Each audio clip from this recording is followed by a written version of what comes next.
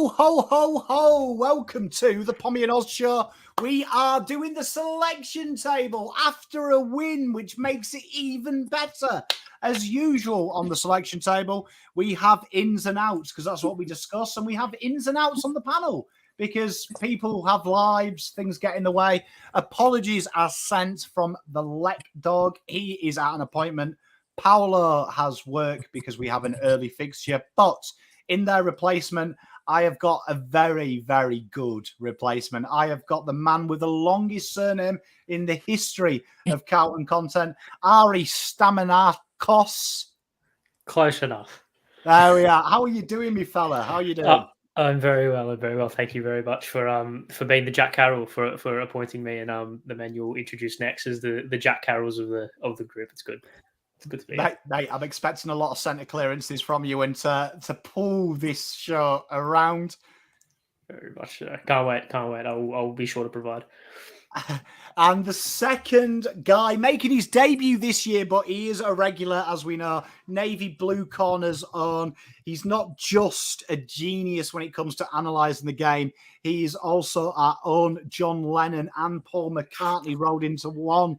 He is the rock star of the blue community. Ian, how are you, my friend? Gee, that's one of the greatest intros of all time. You make me sound too good, Pommy. And I don't know, it's great to be back, but I don't know, after our greatest ever win in however many years against Brisbane and me not being on the show last week, maybe you shouldn't have me back. Maybe that's the missing ingredient to Carlton being good at footy. But no, I'm very happy to be back. And it'll be an interesting week at the selection table with a big injury. So, yeah, can't wait to get into it. Well, I mean, last time you missed, actually, I went through it. It was the Essendon game. Oh. So I mean, you have been known to curse the show when you're not on the show, Salah. Bad omens. Let's hope you don't do it. Hopefully I've cleansed it. That's what we want.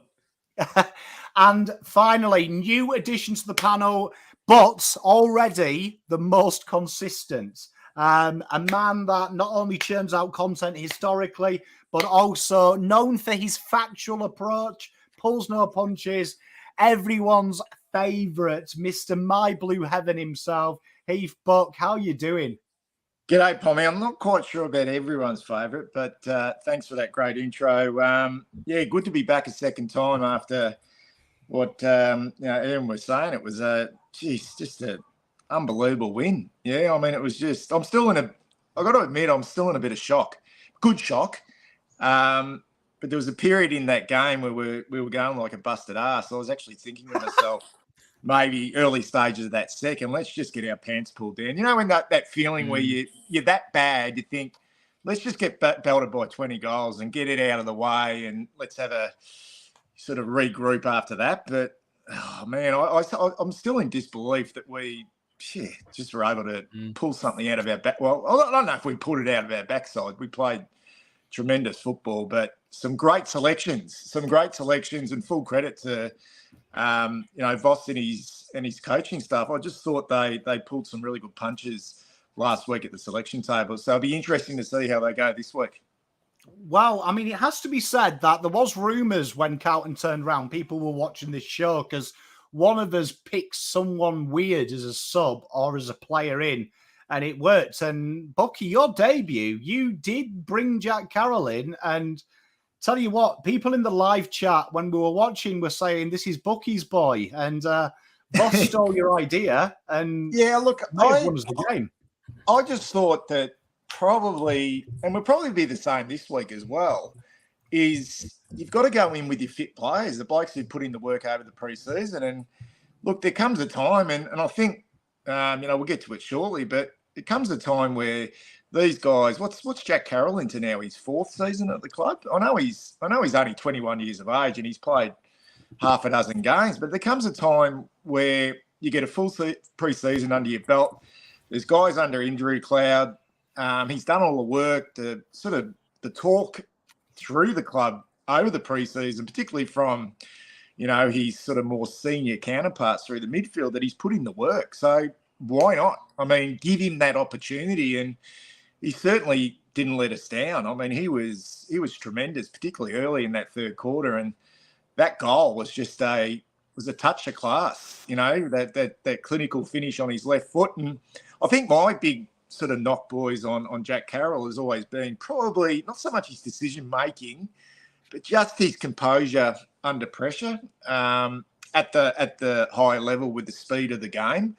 But now he's a little bit more mature. And look, it's probably a little bit wishful thinking that he's going to come out every week and have that sort of impact. But I think it's a step in the right direction. I think it was a really bold move. And who knows when he would have come on if there wasn't an injury. That's probably the question you got to ask, Bommy. I mean, if there was no injury to Doc, when would have he got his opportunity anyway? Were they going to give him, was there someone under a bit of a, was it going to be a Williams who was going to be subbed off late? I'm not quite sure. But, would have he had that impact if he came on really late in the game? I think when he come on in the second quarter, you get that opportunity to work in the game, and he certainly did that. I think we always talked about it last year, didn't we? Ian, particularly you were on every week. Dow, when he came on as sub, we were always fighting as a selection panel because we were saying it's quite easy when we're winning the game to come in. I actually thought Carroll came in probably the worst time. Like, Carlton weren't exactly setting the world alight. I know my mates who I play golf with are putting $40 in every game until I actually crack it, because I've been trying to be really good. And I was getting barraged at texts at halftime saying we're winning the pot. Pom's going to flip. But that does actually show to attest to what Bucky says, doesn't it? And Ari as well. The question to you, how much maturity he's grown? Because he could have wilted under that pressure. That was big pressure. I'll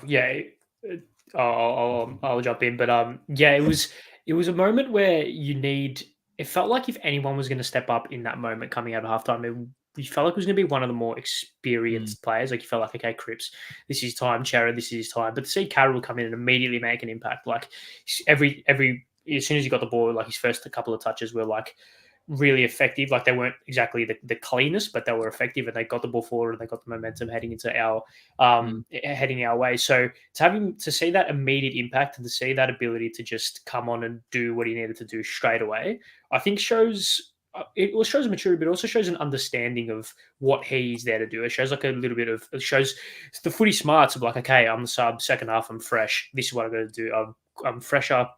I'll be probably quicker than a lot of these guys in the midfield. I've got to be explosive, get my hands on the footy first and just surge it forward. And I thought he did that like really, really well. And Cripps has been raving about him all off season, and good to see that the skipper knows what he's talking about. Gotta hope. Ian, what did you think of Carroll? Oh, he was exceptional. And it's funny that you mentioned that it almost could have been like one of the hardest times to actually come onto the field because we were playing so poor and everything around him wasn't working well. But weirdly, you could also maybe argue the opposite to that because we were so far behind, we weren't playing good footy, there was almost no pressure on him to perform. It wasn't as if it was a close contest and, okay, here comes on this kid that if he makes a mistake, it could mean we lose the game of footy. It maybe was the perfect exposure for him after having a few seasons playing VFL football, which we haven't had for a long time. You talk about Dow, O'Brien, those guys that were thrust in immediately. He's kind of the first guy we've had that we've just allowed a few tastes of AFL football, and the rest of it has really been developing in the twos. And for him to really, show that maturity, the composure. And I mean, that goal was the perfect moment where it looks like he might sort of blaze away, and you can almost see the moment where he takes that half a second, settles, and then goes for it. And for him to do that, only playing, 5 or 6 games of football, he might not have that consistency all year and play as well every single game, but he doesn't have to. He just needs to show those glimpses. It wasn't what I've maybe seen from him at VFL level. I've kind of always wanted a bit more from him. So to see that he's got that against one of the toughest teams in the AFL, one of the toughest venues, and what a great way to stamp your sort of authority on the game.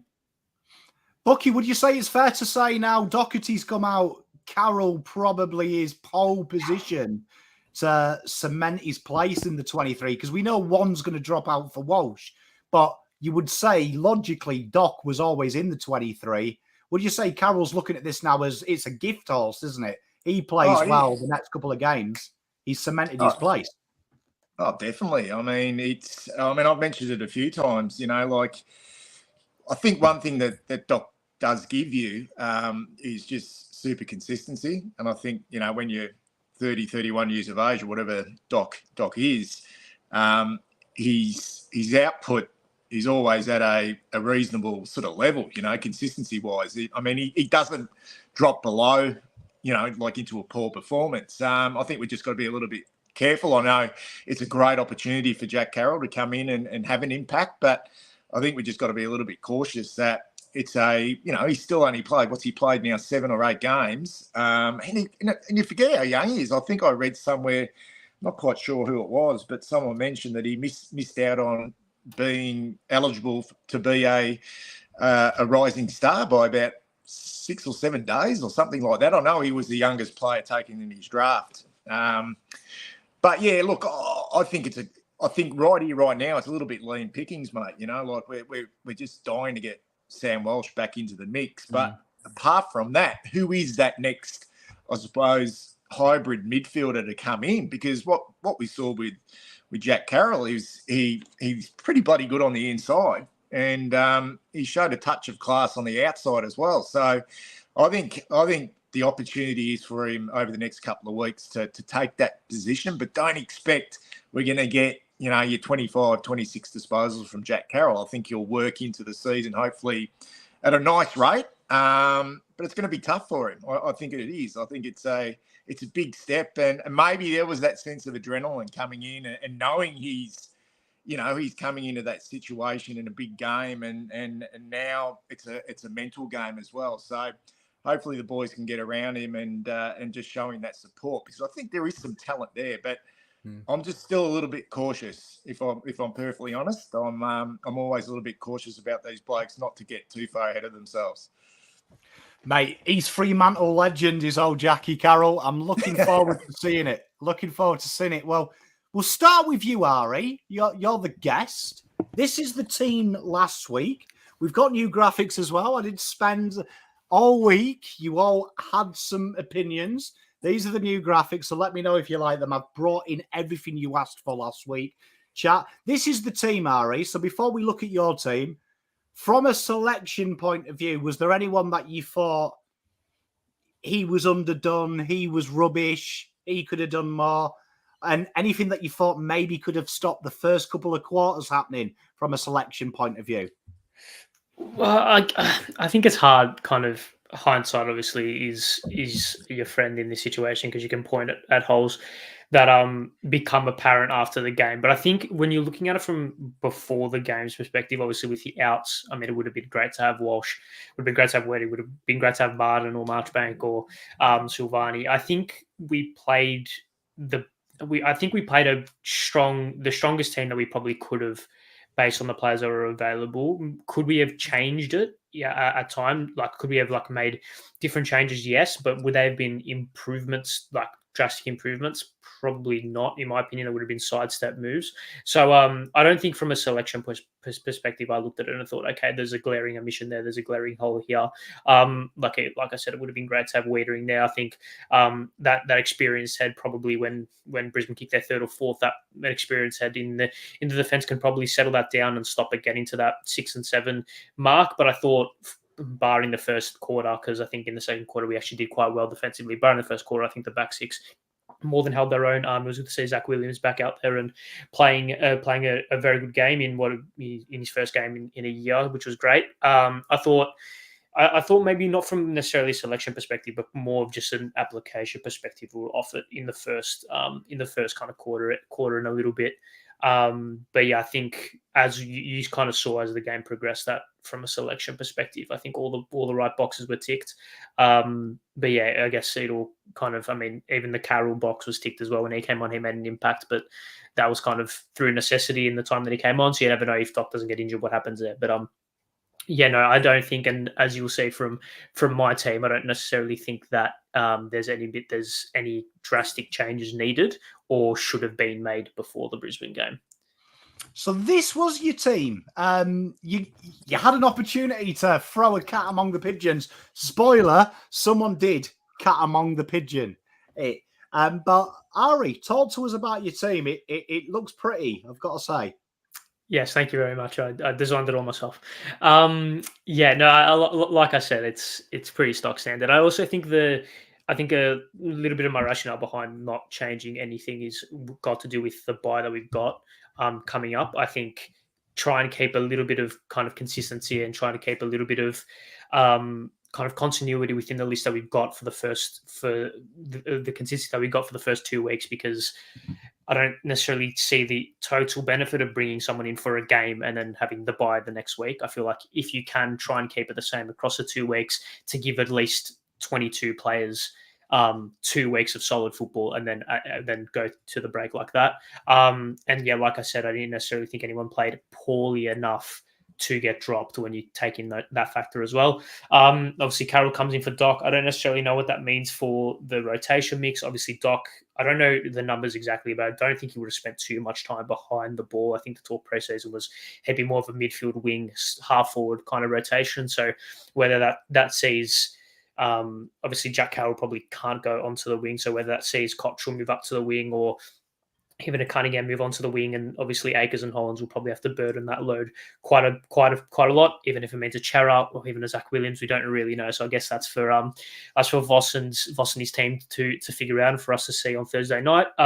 Binns elevated to the sub, I think, is the natural choice. We saw the impact that Carroll had in the second half with his explosiveness and with his ability to like drop step out of a pack and use his pace and his power. Obviously, Binns is a little bit of a different player, but can use those similar kind of attributes in his situation if he comes on later on in the game, should we need him on the wing or on half forward. So, that's kind of the rationale behind my 23.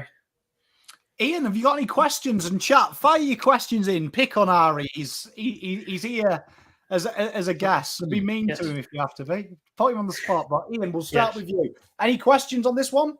Yeah, well, look, I do really like the team. I guess my main sort of question, because I feel like a lot of people will be very similar in Carroll just comes straight in for Doc, and a lot of it will be that who is the sub, what's the best option? Were there any other players you were kind of flirting with that you wanted to select maybe instead of Binns at any stage? I know it's a bit tough pickings at the moment because of a lot of the injuries going on, but were there any other options you were looking at, and why did you, I guess, choose Binns over the others in the end? I think the sub is obviously something that was in the game and then taken out and then has been brought back in. So I feel like there is a little bit of a kind of blueprint on how to use the sub. Ashton Moyer was one that I was potentially looking at, but I feel like personally, I say this as I do have Binns, who's the sub, who would make his debut as the sub, but I feel like Moyer is one of those players where he's a little bit.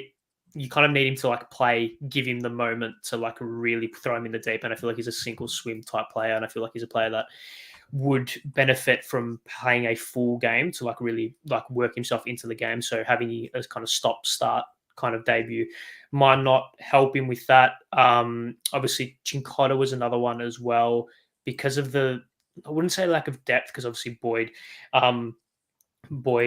is obviously on the bench who drops into that back six, but obviously with the wing rotation being limited with Doc, having potentially moving someone like a Zach Williams onto the wing in spurts could have potentially seen a Chincotta come on as the sub, as kind of like a toy with that, if that was an option. I just think Binns is the safe option, and I guess it goes back to my rationale before that. I don't necessarily think we need to experiment right now. I feel like try go with a safe one, and I don't think someone like a Pitney is in sub material, put it that way. I like it. Bucky, have you got any questions for Mr. Ari? Yeah, I like it, Ari, and I think you raised some really good points. And what I will ask you, because you did mention that, let's have a settled lineup and give these guys who maybe didn't have big pre-seasons, likes of Kennedy, who sort of came in a little bit underdone, and Owies as well. But just sort of thinking forward, if we are able to get some players back after the bye going into the Good Friday game against North Melbourne, just looking at that team there on paper, which maybe pick 2 or 3 players out of that list there who you think might be under a little bit of pressure, considering they mightn't have been at their well, you don't necessarily have to be at your very best, but you wouldn't want to have 2 sort of average games in a row. Who would you be looking there thinking maybe you just need to lift a little bit?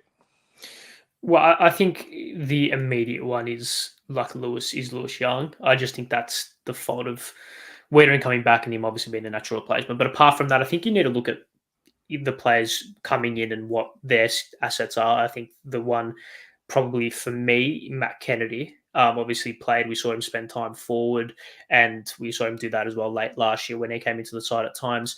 Jack Martin for me is that kind of third tall forward, kind of hybrid forward replacement. I don't see Kennedy as that forward, especially with Krupp spending time forward as well. I don't see that being a permanent move. So unless with Doc's omission from the team, or with Doc's injury, I should say, Kennedy gets more midfield time, and then that opens up a position forward of centre. Maybe, obviously, we'll just have to wait and see. And I think with Motlop eventually getting over his injury, somewhat players like Owis as well, who I'm really high on Owis, but I feel like he was fine without being exceptional, without being horrendous on Friday night. So if he underwhelms with Motlop coming back, having that X factor that Motlop has, he could potentially be under pressure as well. But I mean, we beat Brisbane at the Gabba with that team, and without all things going well, we should beat Richmond on Thursday night. So going into 2-0 with having a bunch of ins and kind of forcing players out of the team, we're in a pretty good spot depth-wise as well, with players coming back. Ari, I've got a tough one for you, because I don't disagree with your logic, and I don't think anyone in chat can really. I mean, this show does preach don't change your winning formula. We've preached that every week, I think. If, let's just say, I had a magic wand, I've gone down to Icon Park, I've done my magic, Martin, Walsh, Whittaker are all fit, which 3 come out? And Motlop. Motlop, Martin, Whittaker and Walsh. So 4 changes. So I think Lewis Young is the unfortunate natural for Whittaker. Are we doing this without Carroll in? Like, are we removing the Carroll inclusion? Yeah, from your team. If I just told you now, RA, last minute, all 4 can play, which 4 would you be dropping? Okay, I wouldn't bring Carroll in. I would keep him as a sub and elevate Walsh. So that's Walsh and Whittaker. So Martin and Motlop, I would take Matt Kennedy out of that team and bring in Martin. And I wouldn't bring in Jesse Motlop for this week. Tough. It's tough, isn't it? Maybe just because maybe I just like Owis too much, and maybe on merit Motlop does play ahead of Owis, but I wouldn't play Jesse Motlop. So you wouldn't play Motlop in front of Fantasia? No. No. Oh no. It's No, I'll stick so with it. tough, isn't it? I'll stick with it. No, I wouldn't.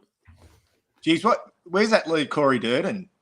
I mean, he's a fair way back, isn't he? He's a fair way back when you think of it like that. Like, it's, like if you think they obviously like Orazio and what he can do, not just in the front half. And he'll need to hit the scoreboard shortly, but I think what he does up the ground is probably just as important. But it's an interesting one, Pommy, because I was thinking about Corey Durden today, and it's probably not the time, but, he's a South Australian. I don't know if he's out of contract this year, but it's one of those things, we've got a plethora of small forwards, and how long can you hang on for if you're not getting opportunities? It's very early days, but he'll need to kick some goals and play some very good football at VFL level before he probably gets in. I mean, my advice to Motlop and Corey is Owis. I love Owis. I'm a big advocate, but I think my reservation with Owis, I don't mean to be harsh, but he's AFL standard. Do you know what I mean? He's not like all the other teams have a game-breaking small forward. I think Durden and Motlop need to look at Orazio. He's an old man. Look at Owis and say, right, he's the benchmark, really. Every AFL club has 5 of them. He happens to be our best because he's the most consistent. And say I'm retiring these two. Like that, Corey should be thinking, I've got all them PODs, points of difference, that Owies doesn't have. Like, for me, if Owies holds his spot over Durden, he's going to have to look elsewhere, isn't he? He's got to. Yeah, I mean, I'm bringing Motlop straight in. If he's ready to go, he's 100%. He's probably my number one small forward. He probably at times needs to lift that defensive pressure. But if you're talking about someone with that genuine X factor and speed and class, he's the one. I mean, third season in the system? He's ready to rock and roll, I reckon. So, and I'm the same. I like Owies. I like what he brings, but I don't know. He hits the scoreboard. He's good for a goal or two, but. Yeah, I mean, I'm the same. I think Durden should be looking at that and going, shit, I need to get my ass into gear here and get into this team, because he's another one who's got some bloody power about him. You know what I mean? Like, he's got some power. Like, he should be in that team. At his very best, he should be in that team.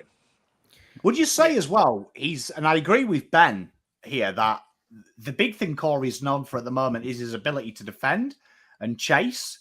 And Fogarty is one of these players that we're talking about. Carroll at this moment getting an opportunity that probably wasn't there last year. Fogarty got that opportunity. I would say now Fogarty has gone way ahead of Corey Durden as that defensive pressure guy, leaving Owies probably that has to be the X factor game changer, which now puts him in the sights of Motlop.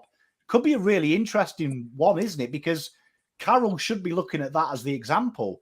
I'm maybe not best 23. The job's here. I can make this mine. It's so interesting. Oh, you go. No, you go, mate. You go. I was just going to say that I think with Durden, like, his big issue's just been he hasn't been fit for long enough. I don't think he gets like a really good run of months of footy behind him, even at a VFL level. And that's obviously going to hold him back, really. And even last year when he came on in that last game against GWS, I know it wasn't a big thing, but I still think he showed quite a lot. And if you look at his goals in AFL level last year, for the games he played, they're actually pretty handy. So I think he just really needs that consistency with his body. And I guess him and Motlop, as far as that ceiling compared to, I guess, really picking on Owies here, I really do see that ceiling is a lot higher with a Durden and a Motlop. So if you're kind of picking between the two and the form's similar, I'm always going to look towards who I think has a bigger potential. But yeah, I think right now Durden just kind of has to go away and prove it. And you can talk about him wanting the opportunity somewhere else. He's got to kind of deserve the opportunity first. That's, I guess, how I see things.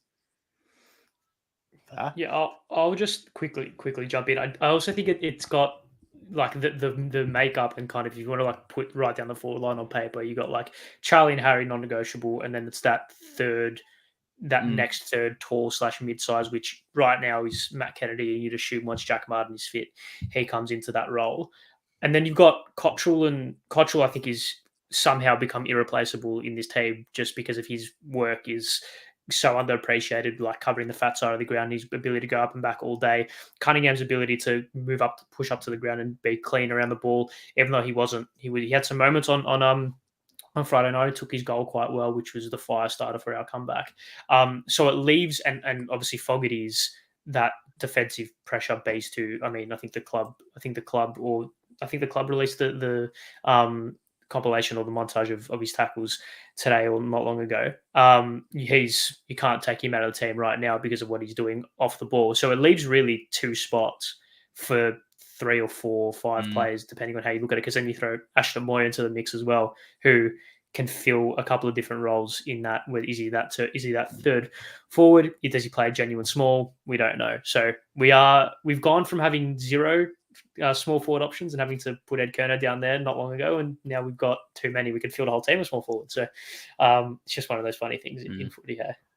A whole team. Jesus, Ari. Tell you what. As a vertically challenged man myself, I've got to represent it.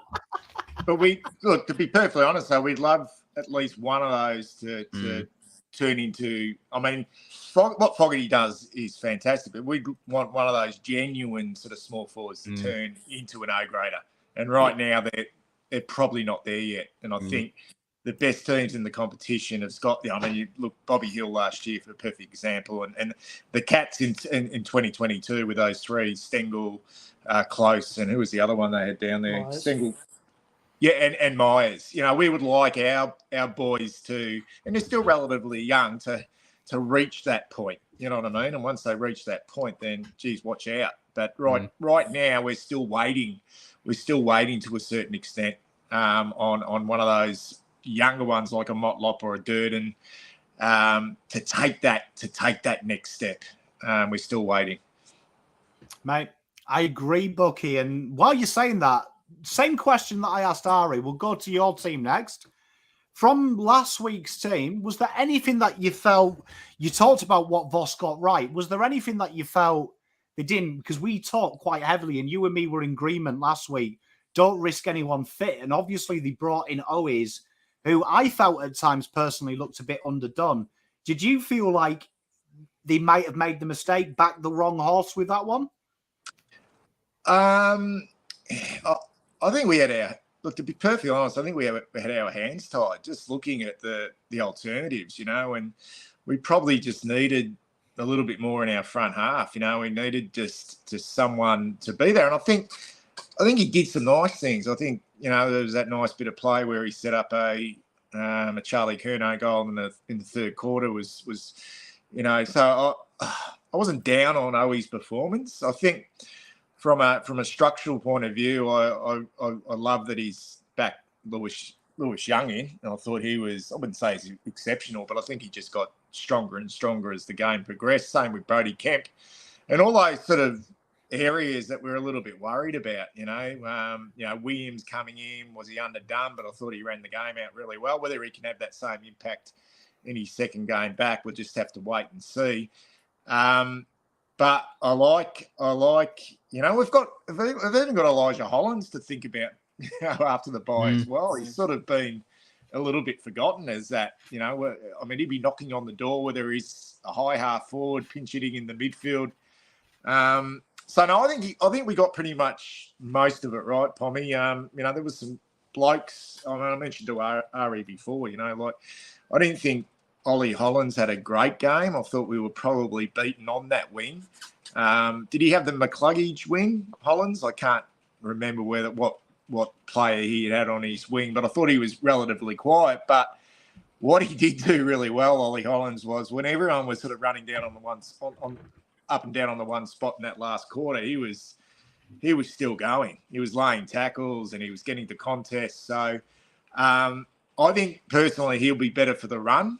And I've sort of earmarked him of having a really big second year. I really liked the lineup.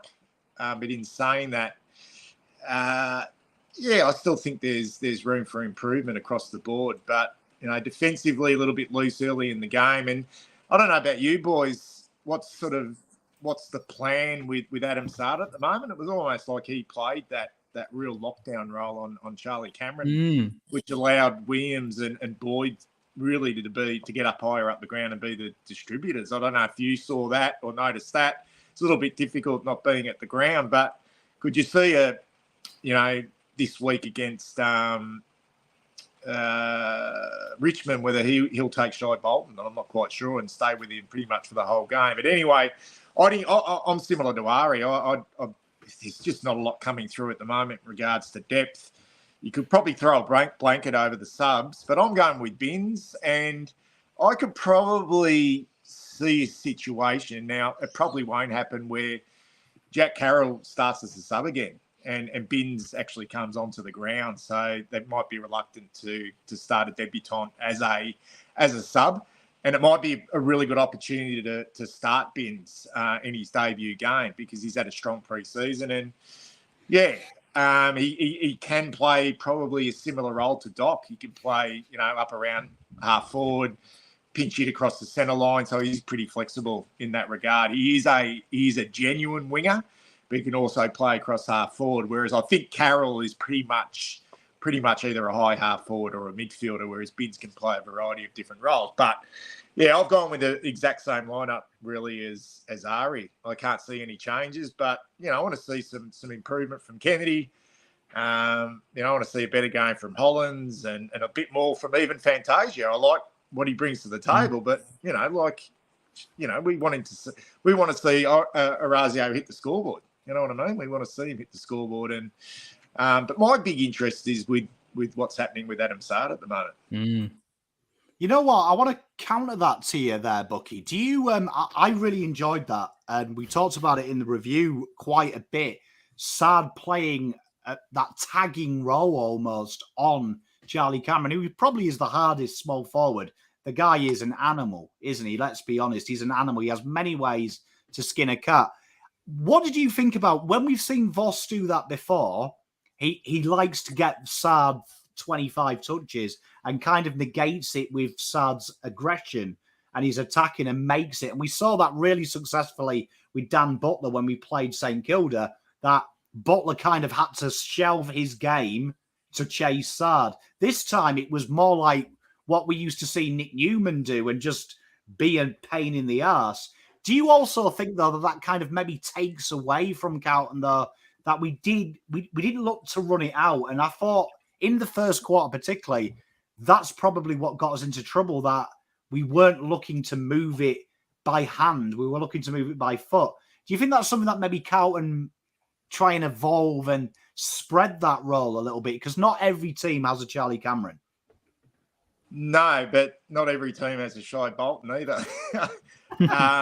And whether we want to, put the veteran on Nick Newman on Shy Bolton, I'm unsure on who can play that role. And I could probably see that going to Saad again, because I honestly think I look at him and I also look at Nick Blakey from the Sydney Swans. They've just got this innate ability to close down space. You know what I mean? It's incredible. Like in a flash of an eye defensively, they can just get a hand in or they can get in front. And he made a few mistakes the other night and Charlie got in deep a couple of times. And I mean, talk about sweaty butt cracks type of stuff. If you've got Charlie Cameron sort of in the goal square one-on-one and it's a good point, Pom, because I think, traditionally Saad is very explosive, but I don't think we've necessarily seen it from him in regards to the offense. Probably for the last 12 months or so. I think he had a fine year last year, but I think we're maybe looking to maybe go through Williams and maybe I think they love Jordan Boyd. I love him. I think he's got a lot of ability and I love his ball use and his toughness as well. But I think it's one of those things where the opposition have been putting a lot of work into Adam Saad, and maybe let's fight fire with fire. Let's put him on their most dangerous forward. So that's the way I'm seeing it at the moment. But whether that happens for the whole of the year, because not, as you say, not every team's got a Charlie Cameron or a Shy Bolton. I'll just quickly jump in on that point. I saw a comment as well flash up on the screen. I genuinely think part of the rationale is as simple as Charlie Cameron is one of the quickest players in the league. Adam Saad's the only player that can keep up with him. And Brisbane do have obviously the short gap of ground. They do have a tendency to get that ball on the wing and just Charlie starts in the middle of the ground and just runs facing the goal at full pelt. And Saad's probably the only bloke in our team that can keep up with him. So I genuinely reckon that was 90% of the rationale was just that he's the only one quick enough to get him out the back, because once he's off, he's gone. And once he gets one, he'll probably get two. And once he gets two, it's three. And then all of a sudden it's a bad day out. So I do think it'll be interesting to see what happens with Shy Bolton. There's also another handy player that Richmond have or will probably include on the weekend, and he's only the 3-time Norm Smith medalist, Dustin Martin. We saw McGovern go to him last year, and that was probably the matchup. Do you think that will probably be the matchup again if he does play and does spend time forward?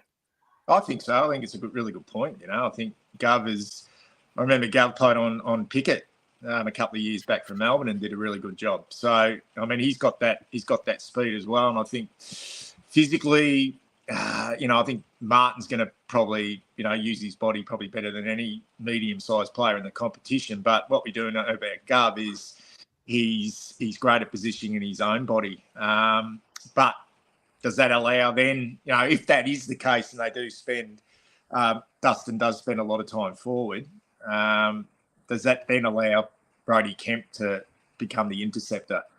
That would be interesting to see. But, yeah, I wouldn't be putting I don't know, Nick Newman could play the role if we really want to have a little bit of experience on Dustin Martin. But, gee, that is, when you really think about it, Dustin Martin and Shai Bolton forward, and Tom Lynch back in, who can play as well. It's a fairly, if they're all on song, it's a fairly decent bloody forward line. I wonder if you even look at like Sard on Dusty as well, because he's super, super physical and he's got that really quick closing speed, which might mean that Dusty thinks he is away a few times and Sard just closes him down. It's such a great debate, and we're kind of really blessed. I think when you look at the options we do have, you've got Sard and Newman as your more sort of lockdown smalls. And for once, we've got a Williams and a Boyd that can kind of make up for that run and carry, for the good ball use. You can throw McGovern because he can play a bit smaller. Kemp's there as well. It's amazing kind of the different options that we finally have. And I think the thing that I'm kind of most pleased about is if you start Gov on Dusty and it doesn't work out, we've still got 3 or 4 other options that one of them surely is going to have to make the difference and be the one that works. We're not kind of stuck like I feel we were 3 or 4 years ago, where this is the only matchup we've got. If this doesn't work, we're kind of screwed. It's a great thing to have for once.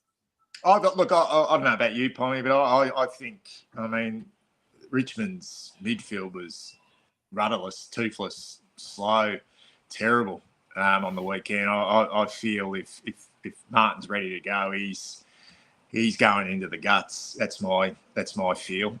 He will spend time forward, but you're going to put one of your prime movers around the ball. I don't think they'll waste him too much forward early in the game. He might spend a little bit of time there, but I think, given that they struggled a bit with that pace, Taranto, Hopper, who's the other one they had in there, Prestia, are all battling at the moment. I think they'll get Dusty in the middle of the ground as much as they can. I've got a feeling you'll see a lot of Jaden Shaw. He went to him in the fourth quarter when they turned it round. He went on the ball, and that kind of gave them a mini little fight back. But watching that game, my takeout was I think Martin plays even if he's 50-50. I think they'll need that. But I also thought Shai Bolton and Short will do stints as well, because I felt, people say Carlton are one-paced. That first half, I was falling asleep watching Richmond move the ball out. I felt like I should maybe put some boots on.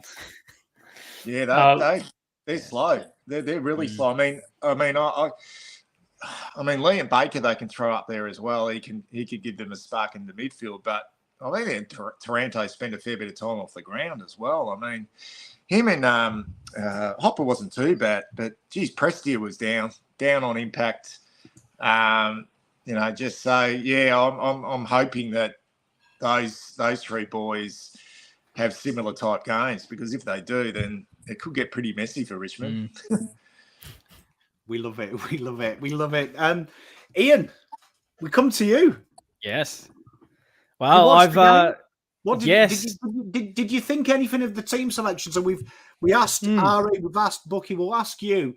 Did you feel that we could have tried anything different? Were you surprised about the amount of rucks we used? We really got creative with the rucks this week. That was probably the most interesting part of the selection. We're in this weird stage where, with the lack of players available, I feel like the team really picks itself like 99% of the way. There's really 1 or 2 players you can kind of pick apart from that. And the rucks, I mean, heading into the season, I was still in I think we have to go the 2 ruckmen. We've got to go Pito and De Koning. Worked really well in finals. Keep going until, I guess, De Koning proves that he's 100% can do it by himself, and that probably the bigger thing was that someone else can take over the ruck. And we saw a little bit in preseason with Harry, and I thought it was incredible in the actual game. As far as what my base level expectation was, I was really impressed with what Harry was able to do high up above the ground, and then even threw sort of Cripps in there and Kennedy at stages. And it's not perfect. It might not work against every single opposition, but Brisbane have McInerney, they have Danaher, they've got some decent guys that can go through there. So I was really impressive. And for me, it's kind of, as you can see by my team, I'm really running with what we did last week and go with what works. I was pretty happy with it. Apart from that, really the only things that I maybe didn't love was kind of like the midfield mix, but there was no one you could really say to bring in. I think Carroll's probably proven that he is just that different kind of mid. I don't want to say he's the perfect Sam Walsh replacement, but if you're picking a Matt Kennedy or a Jack Carroll to closer align with the skill set that Sam Walsh brings, I think Carroll's closer to that. Obviously drops down in quality and the experience. So I quite like the inclusion here with a Jack Carroll to kind of even things up a little bit more, with a bit more skill around the ball.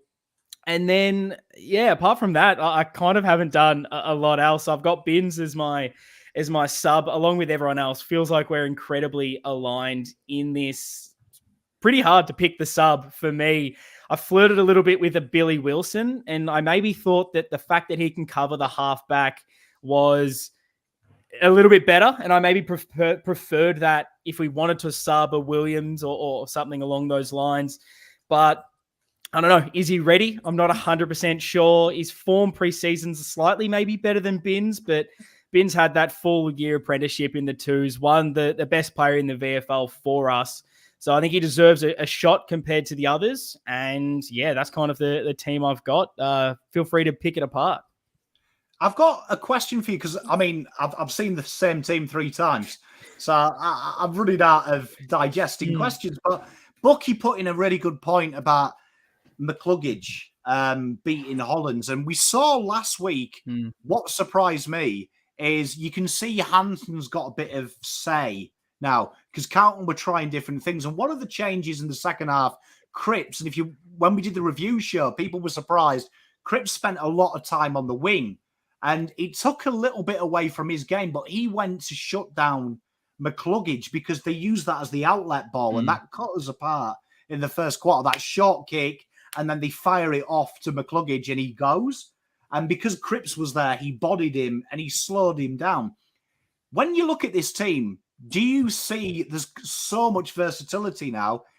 Do you think that now kind of puts players like a Kennedy, who's probably very okay in a lot of positions, but not really the master of one position? Does that look good moving ahead, that these players like Carroll, like Bucky correctly said, he plays half forward well in the VFL, now going to get midfield time, but that's probably going to benefit these players who have 2 facets as opposed to one? Yeah, it's a good thing and a bad thing. You always really want to make sure that you nail down one thing, and you are really, really good at that. It's tough for Kennedy. He's down the pecking order as far as the mids because we just have so many great tough on ballers that are similar to him. Cripps and Hewitt are above him, and then, where else do you play him? And it is an interesting thing right now that because of maybe a Jack Martin injury, Silvani not being there, it kind of plays into Kennedy's hands a little bit where he can play that kind of mid-sized forward. I don't love it, but it's an option. But almost it allows a Cripps to play forward if you need to, or if Cripps is going out and trying to shut down on a wing or play a different role elsewhere, you can kind of replace him with a Kennedy on ball. So it's such an interesting dilemma, but I think it is a great thing that we have that versatility finally. And even, if we need to throw Fogarty into the guts or a Cunningham, we've seen that. And the evolution for, I think, Hollands is to see whether he can also match it truly in the midfield rather than being out wide. That's the layer that he's going to have to add onto his game. But yeah, I mean, it's such I feel like I've said it a lot in this episode, but we've got so many good problems where guys can play in multiple positions. I'm just hoping that we don't have to call upon moving guys around as we go throughout this year. We're able to try a few things, but as we get to that midway point, it's pretty nailed on who plays where their strengths lie. And we're not having to say, it's good because he's versatile. It's good because he's one of the best wingers in the competition or the best half forward rather than the other. Bucky. Yeah, no, I think, the Binns one's probably, as I said before, I think, there could be, I don't know whether you want to start a debutant as the sub. I don't know if that's something we would do, or we do give him that opportunity to make his debut on the MCG in a big game, and it might be that someone else goes into the sub position. I'm not quite sure, but I feel just looking at, we've got bins there. It's interesting that the three of us, I don't know, Pommy, yours will come up shortly, but we've all got bins there. There's not a lot of options, but we're thinking, the fact that he can run, he can cover the ground, he can play high half forward, he can play wing, he can go into that rotation on the big ground. And I feel this could be the occasion for the youngster to make his debut, and what a occasion it would be. So, watch this space, whether bin starts as the sub or comes straight into the 22.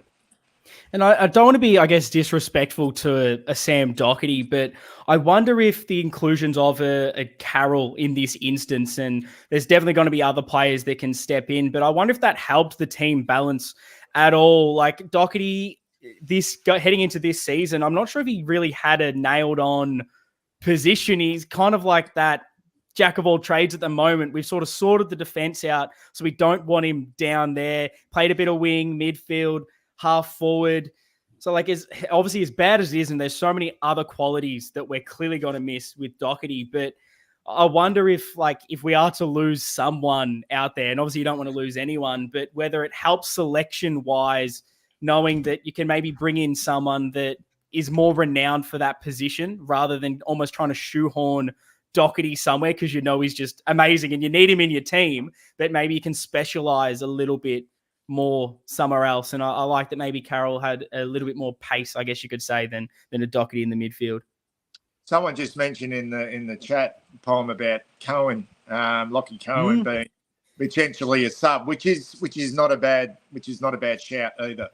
I think the problem probably with Cohen that he's pretty, I'm not saying one-dimensional, but where do you slot him in? It's pretty much in the back half. If you're looking at that back half, which players out of there, if there was, say, an injury early in the game in our front half, and try and manipulate the team, and you had Cohen as the sub, who could just sort of shift around? That's probably what we're looking at there.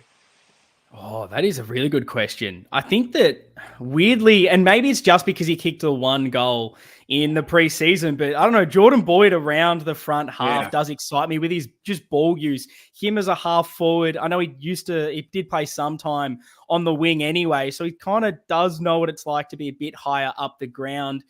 But, I mean, you could throw Zach Williams there. I wouldn't even mind seeing Sard a little bit higher. Again, I think there's a lot of options. But weirdly, Boyd, because of that goal, it sticks out. So if we had to shift someone forward to change things, I'll put my hand up and say Jordan Boyd. Yeah, I think he came across from Footscray VFL as a smallish sort of half forward. He was a goal kicker at VFL level with Footscray. So, I mean... I can't see it happening, but I just think at this stage, I think Cowan is definitely probably battling for a spot with the likes of Newman and probably Kemp, if you look at it that way. He's definitely not knocking a Sard or a Williams or a Boyd out of the team at this stage. Ari, you got any questions for the same team? Yeah, I mean, it's questions asking myself technically, but I think we're just circling back a little bit to the ruck kind of discussion.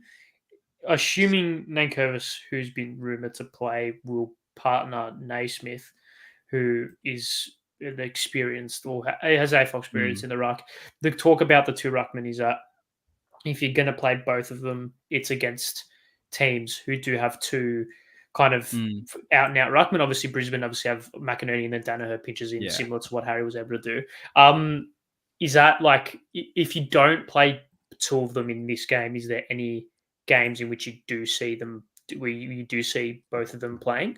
Or is it a game-by-game basis, or is it more of a tactical switch within the team that you do regardless of the opposition? If that makes sense. It's tough, and that's something I've kind of wrestled with in the off-season, pre-season, trying to come up with sort of best 22s and look at what you believe, I guess, the best team is, everyone fit, and it is kind of that trade-off of You know, we play Pitternet and De Koning, you lose something somewhere else. And what's the difference of it? And if we're going off a 1 game sample size, I like what else we can offer by having those guys through there. If I'm to pick a team that I'd probably want 2 rucks, Freo springs to mind if a Darcy is fit, because I've got just 2 absolute humongous humans running through the ruck with Darcy and Jackson.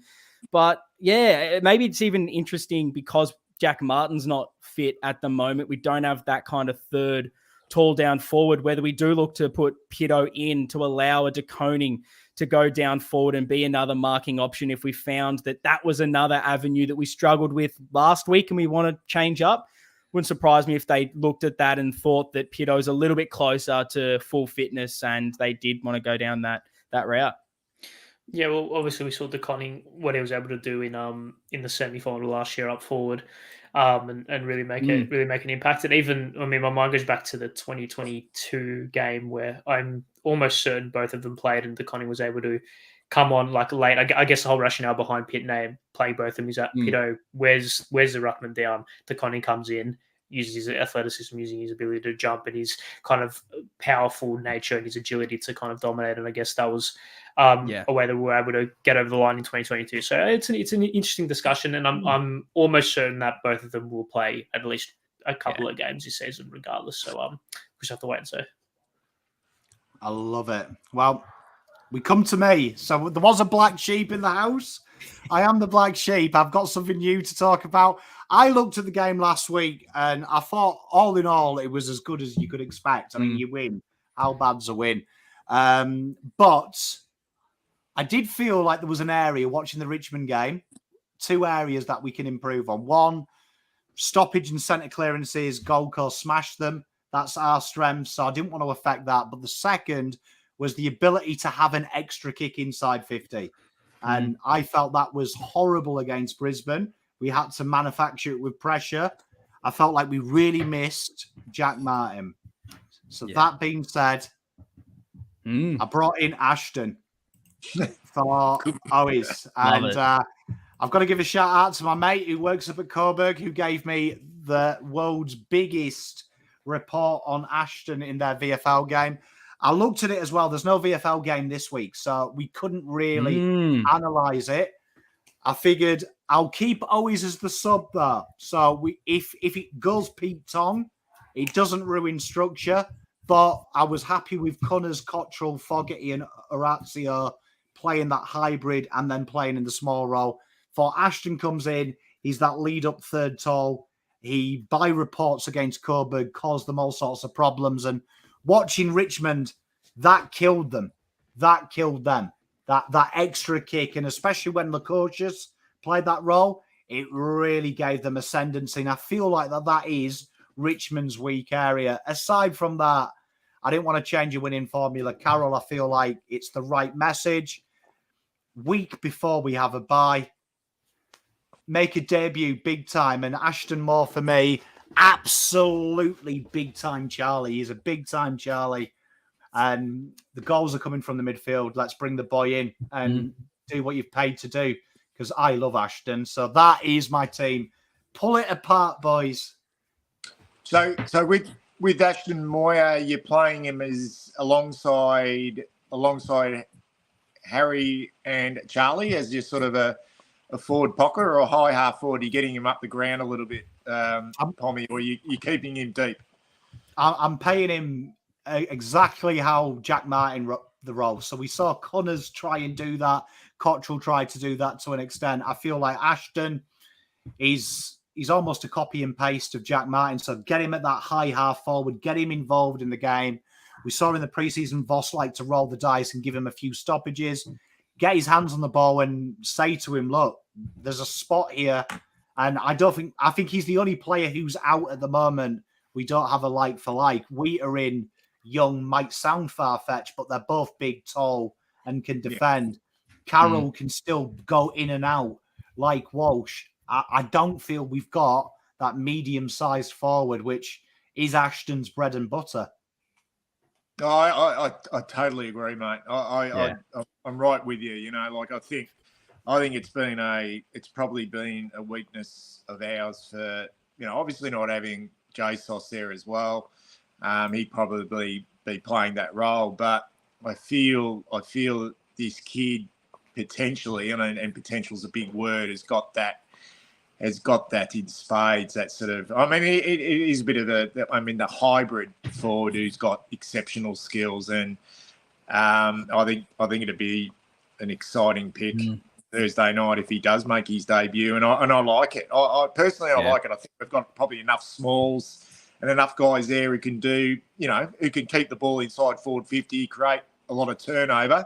And whether Owies is in good enough form anyway, and as you say, that could trouble the Tigers. That could trouble their defence. They're a little bit shaky at the moment in their back half. If we're perfectly frank, I think Grimes is not the player he once was. There's a couple of young Gibcus is a bloody talent, a very, very good player, but very young, coming back from injury. So yeah, I like it, mate. I really do. Don't know if it will happen or not, but I like it. My thought was respect Richmond. So I still think they're a threat. You covered it brilliantly. If Lynch and Martin come in, game changes. Do you know what I mean? So my mindset is pick your team as if you're going to win. And where's their weak spot from last week? It was high half forward.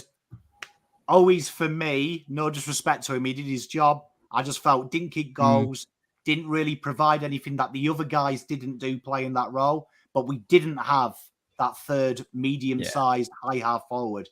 So let's bring it in. And it's an interesting one too, Pommy, is one thing that strikes me with Richmond too, with their half-back flankers and their even their back pockets. They've never really been really accountable. It's not like they're hard-nosed defenders. They're your likes of Rioli and Short and Flostone and Broad. They love to attack. They love to get on their bike, love to zone off their players. So it could be a perfect opportunity to bring the youngster in because he's probably not going to get a hard night at the office, if you know what I mean. Other than the big occasion, other than it being quick and fast and the pressure, he's probably not going to have a sort of hard-nosed defender like a Braden Maynard in his face all night. Ari Ian, Ari looks like he's got a penning question. Go on. Here we go. No. I sorry to this point, but the question is, what do you do with Matt Kennedy then? Oh, that was mine as well. How's that? There you go. Obviously, with Moya being that third option, Kennedy kind of played that role. What do you do with it? What do you do with Bam Bam? Honestly, playing the same way he did, we saw him go here, there, and everywhere, didn't we? We saw him spend a bit of time in the pocket, which allowed Cottrell to do a bit of chasing. Cottrell, I thought, was tremendous that he was a bits and pieces player, and then Kennedy was also a bits and pieces player. I feel like we don't have a specialist at high half forward, though, and last week we were manufacturing it. People had 10 minutes, 15 minutes, 20 minutes. We know Vossi has taught Doc was playing half forward, which we assumed was the role. I feel like he's gone. So the next in line is Ashton. So for me, Kennedy plays the same role, put in bits and pieces. And I feel like the best way you'll get from Ashton from watching his draft year is you bring him into the game in spurts. So 10 minutes, we're going to target your kid. Every ball is coming for you. You lead hard. That doesn't work right. Have a 5-minute spell elsewhere. Kennedy, Cottrell, you go there and be the runners. But I just feel this is the opportunity because I think if it works, you absolutely destroy Richmond if it works. Quick question, I just made up one. If you had to pick one of these players to come in just for this game who's currently injured out of Weeders, Walsh, and Martin, who would it be? Weir I think that's the correct answer. I was interested to see whether you were going to choose Martin just for the structured role, because I feel like the difference between Amoya and Martin is bigger than young Wiedering, potentially, especially off last week. But yeah, I think Weeders is the right answer. Just personally, I feel like if we're saying Wiedering's replacing Young, I feel like the gap in reliability is further, in my opinion, than Moya and Martin. Fair. Do you know what I mean? Because I'm expecting Martin to get 8 touches, and I'd also expect Moya to get 8 touches. So Whittaker, I'd expect to go at 92% one-on-one, and me kind of laugh when they hit a long bomb. Might have overplayed him. But yeah, Whittaker. Easy.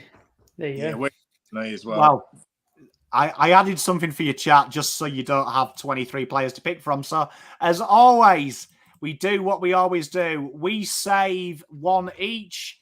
You guys and girls save 2. We start with the back line. We'll go top to bottom. I'll be pretend bottom. But Ari, start with you. We need a defender. They are your people on screen. Who are you saving? I'll save Jordan Boyd. Are you playing in back pocket? Sure. Okay, Ian. I'll save Lewis Young. Thought he played really well, actually, after all the backlash he copped in the preseason. Can I just quickly say, this is some elite Excel work, by the way. Hey, mate. So, Tell you, highly if skilled. I'm not playing with the kids and spending time with my wife, I'm playing with Excel. There you go.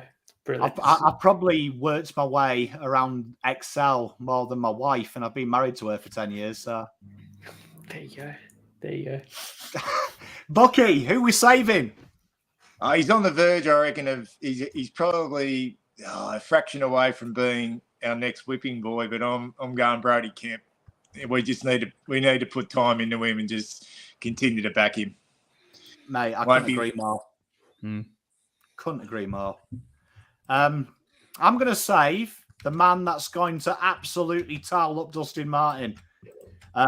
Enjoying his first game in Ramadan, so we know he plays 20% better. Adam Sard. So, chat, we need 2 defenders. We need a centre half back and a half back flanker. So, fire your names in chat, as you always do. I can see you're all commenting, but comment some names. So, you've got Akers, Binns, Carroll, haven't been picked, Cottrell, Cripps, Cunningham, Kerner, Fantasia, Fogarty, Hewitt, Hollands, Kennedy, McGovern, Mackay, Moore, Newman.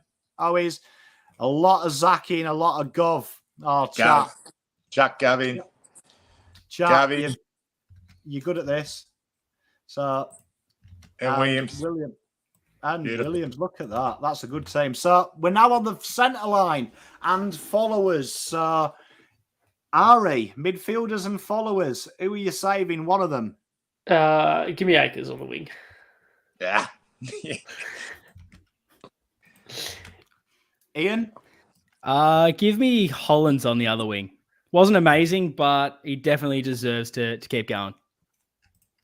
I have to put them in the right way. Mr. Bucky? Put the skipper in the middle. If you got him there. Yeah. I have. I reckon he's a out boys. Blake Akers, All Australian 2024. Oh, I love it. I like that. Love it. I like that. I've gone TDK because I have to have a ruckman because I still don't trust chat from the time that we had to play Plowman ruck. So midfielders chat, you've got just the 2 followers. So you've got Binns, Carroll, Chera, Cottrell, Cunningham, Kerner, Fantasia, Fogarty, Hewitt, Kennedy, Mackay, Moore, Newman, or always Chera, Hewitt, Chera. Hey, Nicholas, I like a man who throws the synergy off. Chera, Hewitt, I think you've nailed that, chat. Yeah, you're all saying the same. Okay, we're on to the forwards. Get ready, chat. Start throwing your forwards name out. Ari, forward time. It's hard. Yeah, Chuck Harry. Centre forward. All Australian. Here he is. Coleman, Brownlow, Norm Smith. What more do you want? Nah, Kerno's going 3 times, but he'll be in the All Joint, Coleman. Mr. Ian. Let's go for Fantasia. Whoa, yeah. Yes. Okay. I got to go the Fogmeister. Yeah. For the first time in the history of the show, Ashton Moore starts at half forward. Oh, there you go. Chat. I'm letting you say. I'm trusting you to save my boy, Charlie. Pick Curtis. an Owies. Charlie's dropped. Challenge. So we need. Always two. a full forward. Here we go. So we've got Charlie Connors. I Yeah, think Charlie. Safe, chat. Put Charlie in. And Connors by the looks of it. Yep. There we are. So now the bench places, and we've got, what's that? That's 6 people, 4 spots plus sub.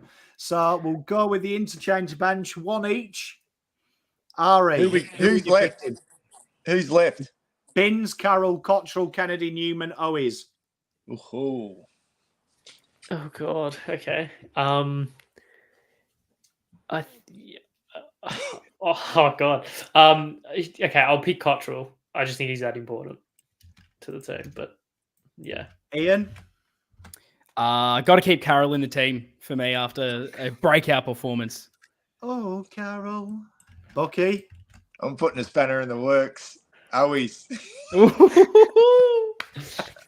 Love it. God. Oh, gosh. This is like telling me my favourite kid is. Pick Binns, please. No, it's like you're asking me who my favourite kid is, but I could answer that. Nick Newman. Yep. Well, this is a big sub. Okay, so chat, your sub is either debutant Jackson Binns or Kennedy, and it's up to you. You're either fairy tale or breaking hearts.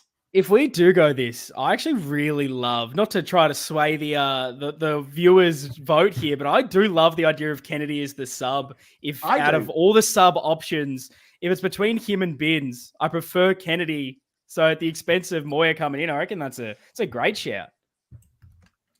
Chat. Wow. Oh.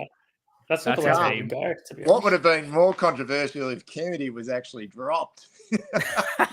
I was going to say, I mean, it could have happened. That's it. Well, he sort of is dropped. He sort of will be if he ends up being sub. He is dropped, really, isn't he? He's been omitted, but one of the emergencies comes in as the sub. So He is indeed. I mean, he is indeed. Yeah. I mean, that is. You know what? That is a gorgeous team, actually. Boyd, Young, Kemp, Sard, McGovern, Williams, Akers, Cripps, Hollands, Moore, Mackay, Cunningham, Fantasia, Kerner, Fogarty, TDK, Cherry, Hewitt, Cottrell, Carroll, Owies, Newman, Sub, Kennedy, Carlton by 47. Lock it in. Take that. Everyone, thank you very much for joining. Make sure you go and subscribe to the Two Footed podcast hosted by Ari. It's absolutely phenomenal. Trust me, you guys listen to a Pom talk your game. I'm probably not so generous when I let other people talk about my game, but Ari is absolutely fantastic. He's Pom certified, which is double. So go and check that out. Link is in the comment section. If you go into the description, I have filed it there. So give it a click, give it a subscribe. It is wonderful content. The same can be said for the wonderful Ian. Navy Blue Corner, you'll see him on Blue Abroad as well once a week. Link is in the description there. They're real positive, real heartbeat of the Carlton community. And if you want raw honesty and just quality historical takes from a former TV celebrity and professional footballer, make sure you go and see My Blue Heaven. Link is in the description there as well. Go and give him a subscribe. Give him some love because Bucky is a massive part of the Carlton community. We have been the selection panel. We will be back next week. Peace, love, light. See you all later.